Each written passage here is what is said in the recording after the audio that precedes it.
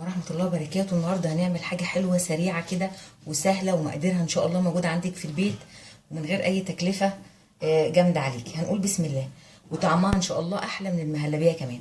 معانا نص كيلو من اللبن، يعني كوبايتين. معانا معلقة زبدة مش مليانة، دي هنسيبها للاخر، هي والفانيليا هنحطهم كده مع بعض ونسيبهم لحد الاخر. معانا بقى اللبن، نص كيلو لبن، هنحط لهم 4 معالق كبار من الدقيق. هنقول بسم الله الرحمن الرحيم. و ومعلقه من النشا، يبقى حطينا 4 معالق كبار من الدقيق ومعلقه من النشا. ولو عازت معانا نشا بعد كده هنحطها.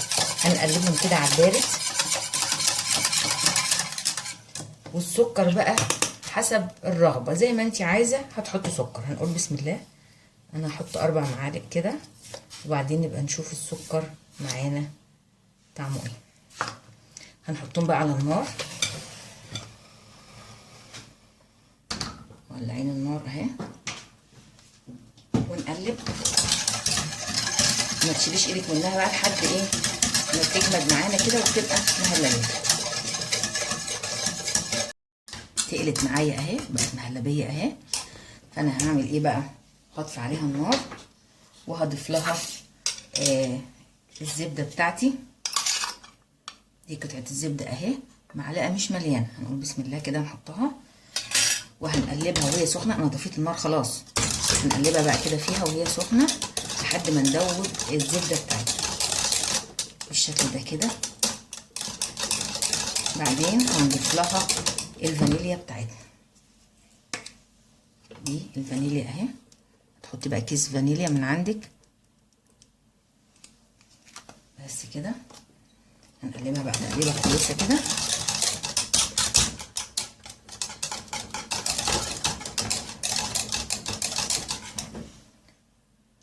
شايفين بقى الزبده خلت القوام بتاعها كريمي. شايفين بقت جميله ازاي؟ نبدا بقى نصبها في الكوبايات بتاعتنا.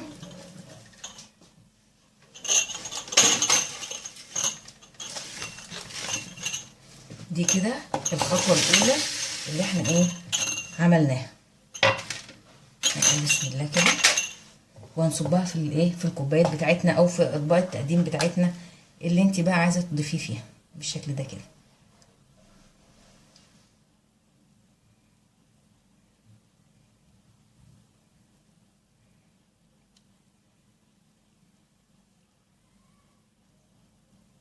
حاولي بقى ان يبقوا كلهم ايه قد بعض. الخطوه التانيه هنقول بسم الله، كوبايه من السكر هنحطها تتكرمل عشان نعمل الطبقه التانيه بالشكل ده كده. انا اكتفيت بالاربع معالق سكر الكبار اللي انا حطيتهم، والسكر براحتكم، يعني ده بالنسبه للطبقه الاولى.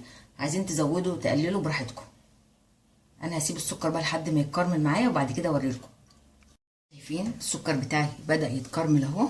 انا عايزه اوريكم النار. بصوا النار عامله ازاي، واطيه جدا علشان ما يتحرقش منك. بدا يتكرمل اهو، بقى لونه جميل. هستنى بس عليه يغمق سنه كمان. معايا بقى كوبايه ميه، دي الكوبايه اللي بتشيل 250 مللي بتاعتي. هنقول بسم الله، ميه من الحنفيه بالراحه خالص.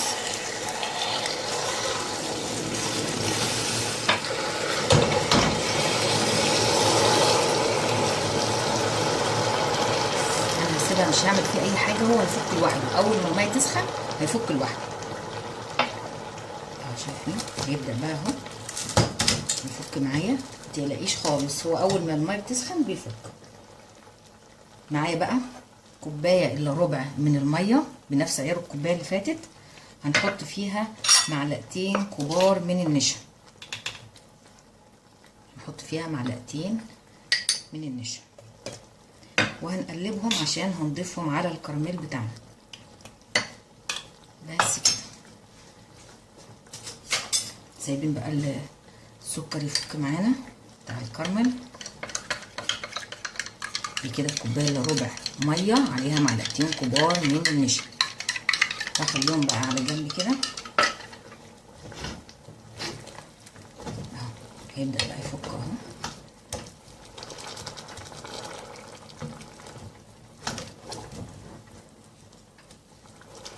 يجيش خالص. هتخلي برضو النار واطيه معاكي علشان ايه السوائل ما تتبخرش معاكي وهو يفضل زي ما هو جاي. بس واحده واحده كده هو هيفك لوحده.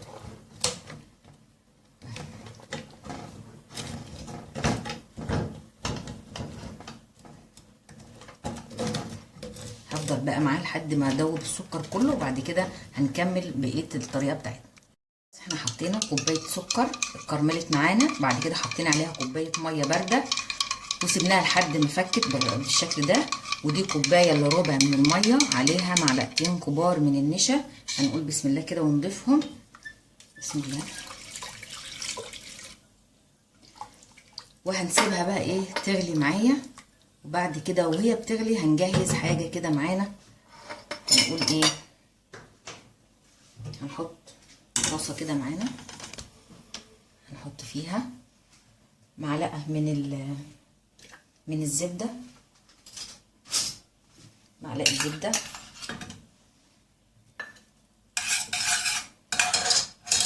مننساش بقى دي، هنقلبها برضو ايدينا ما تتشالش منها. لو تقلت معايا ممكن نزودها شويه ميه عشان تفضل سايله كده شويه معانا، مش عايزينها جامده قوي بالشكل ده كده. هنحط بقى في معلقه الزبده دي هنحط لها ايه شويه مكسرات، اي مكسرات عندك. هنقول بسم الله. ما عندكيش مكسرات ممكن تستغني عنها وتبقى الوصفه من غير مكسرات، مفيش مشكله. بس هتحط قطعه الزبده في المهلبيه بتاعتنا المتكرمله بعد ما تتقل معانا. هنحمصهم بقى كده في الزبده وهنقلب في دي كده كده.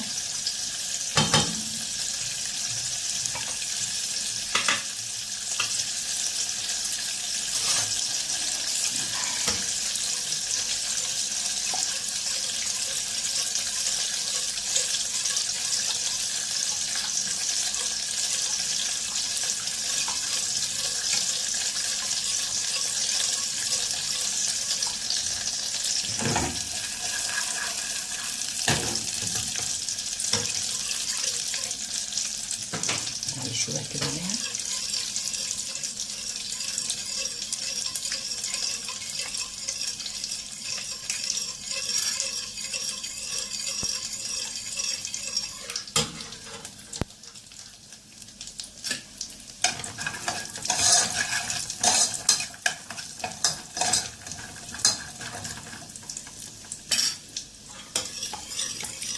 هنفضل بقى كده لحد ما تتقل معانا شويه.